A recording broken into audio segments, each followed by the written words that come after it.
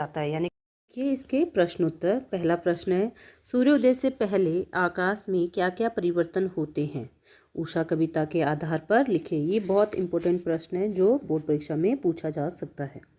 सूर्योदय से पहले आकाश की छवि पल पल बदलती रहती है।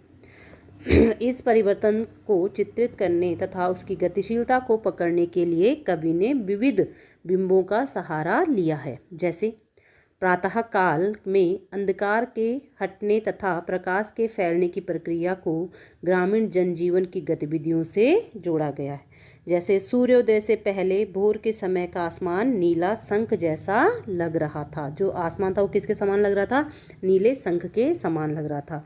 दूसरा, रात की नमी के कारण ऐसा प्रतीत हो रहा था जैसे अभी अभी राख से लिपा हुआ चौका हो। रात की नमी के कारण आसमान कैसे लग रहा था? जैसे अभी अभी किसी ने उसे राख से लिपा हुआ जो चौका होता है चूल्हा हो। उषा काल में ऐसा लग रहा मानो आकाश रूपी काली सिल थोड़े से लाल केसर से धुल गई हो। जैसे किसी ग्रामीण स्त्री ने काली सिल पर केसर पीसकर उसके बाद उसे क्या कर दिया हो? धो दिया हो। या दूसरा देख सकते हैं हम लालिमा के लिए, किसी बालक ने काली स्लेट पर थोड़ी खड़िया लाल खड़िया या चाक मल दी हो। यह दृश्य सूर्योदय के पूर्व आकाश में फैलती हल्की लालिमा युक्त की चमक को दिखाता है।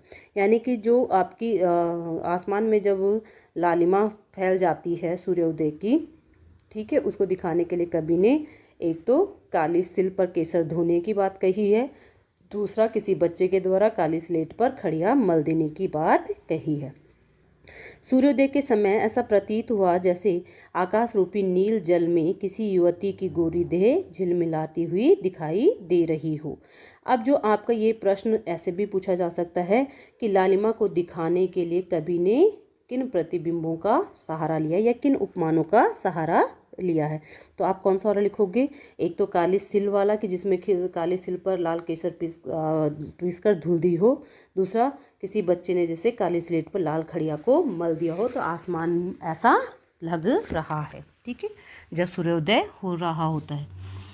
दूसरा प्रश्न है, सूर्य उदय होने के साथ ही उषा का जादू किस प्रकार टूटने लगता है? ये प्रश्न भी पूछा जाता है। मोस्ट इम्पोर्टेंट क्वेश्चन है ये जो मैंने आपको दिए बनाए हैं, ठीक है, ये आप लोगों के लिए ही बनाए गए हैं। सूर्योदय होने के साथ ही उषा का जादू किस प्रकार टूटने लगता है? उत्तर है, उषा काल में प्रकृति का रंग अपने सौंदर्य को विविध रूपों में प्रदर्शित करता है।